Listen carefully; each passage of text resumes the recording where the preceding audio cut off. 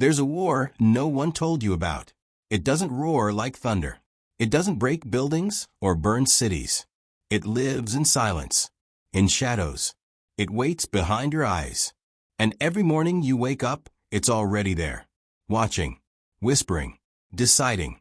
You think the enemy is money.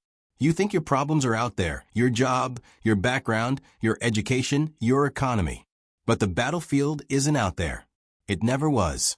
It's in here, inside your mind, where a quiet, constant war rages between what you were told and what you were born to become, between the echo of your excuses and the voice of your potential. That's the war between your mind and your bank account.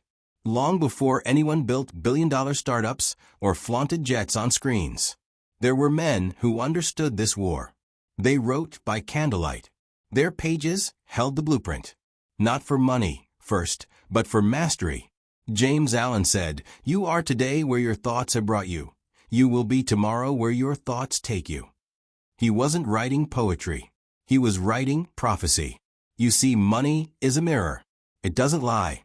It reflects the patterns you believe in, the ideas you obey, the limitations you haven't challenged. Your income is not limited by the world. It's limited by what your mind believes it deserves. Napoleon Hill spent 25 years studying the wealthiest minds of his era. What did he find? It wasn't intelligence, not luck, not inheritance, but something deeper, a state of mind, an inner conviction, a burning desire fused with unbreakable belief. He called it a definiteness of purpose. He called it faith. He called it the subconscious mastery of riches. But what he meant was simple. You must believe in the wealth you seek before the world ever lets you touch it. You cannot live with a poor man's thinking and expect a rich man's rewards. You cannot whisper doubt into your mornings and expect thunder in your nights. You cannot run from discomfort and expect to arrive at greatness. This is what the old writers knew. This is what we've forgotten. They warned us that our schools would train obedience, not vision. That our families would pass down fear like inheritance.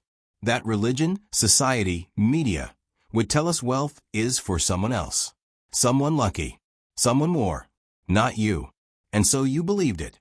Bit by bit. One small compromise at a time. Until now. There's a moment in every life when silence becomes unbearable. When the excuses start to rot. When the soul begins to scream. You feel it, don't you? That itch behind your comfort. That restlessness in your quiet moments. That feeling that you were not born to live like this. You were not meant to count pennies. You were not meant to play it safe and die slowly. Clement Stone called it inspired discontent. A sacred frustration. The first sign that your mind is ready for war. And this war is personal. Because your enemy is familiar. It wears your face. Speaks in your voice. It's every lie you told yourself and labeled as reality. I'm not good with money. I wasn't born into wealth. I don't know where to start. I'm too late. I'm too tired. I'm too nothing. You are the architect of the prison. But you are also the key. Wallace D. Wattles said, "To think what you want to think is to think truth, regardless of appearances." He wasn't selling fantasy. He was giving you the formula. Because appearances deceive. Debt, failure, struggle. These are not your identity. They are the shadows of old thoughts still echoing. But the moment you think differently, act differently, believe differently, the walls begin to crack. Understand this. Money is not paper. It's not gold. It's energy. It's movement. It flows to those who respect themselves enough to demand it. And to demand it, you must become someone else. Not a fake version, not a copy, but the real you, buried under years of average thinking. You must learn to suffer with purpose, to sacrifice with intention, to rise when nothing calls your name, to walk like the rich long before you are. They will mock you. You'll be too intense, too focused, too ambitious. Let them laugh, because deep down they're terrified that if you change, they'll have no excuse to stay the same. You want wealth? Start here. Take control of your morning. Take control of your words. Watch what you feed your mind. Speak only what you seek. Visualize without apology. Act without hesitation. And do it every day. Not until you feel like it. Until it becomes who you are. That means you must become so powerful, so skilled, so disciplined, that your value creates ripple effects. That money follows you like gravity. That success becomes inevitable. But none of this happens if you keep waiting for the world to believe in you. The world is a mirror. It doesn't give you what you want. It gives you what you are. So what are you? A memory of your past? Or the voice of your future?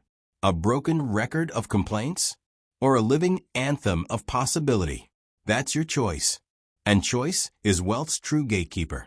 Dale Carnegie said, "Inaction breeds doubt and fear. Action breeds confidence and courage." So act. Not tomorrow. Not when you're ready. Now. There is no finish line. There is no perfect plan. There is only the man or woman who decided they were done being owned by their own mind. There's a war between your mind and your bank account. And today, you either fight for the future you deserve, or you surrender to the past you were handed. Choose.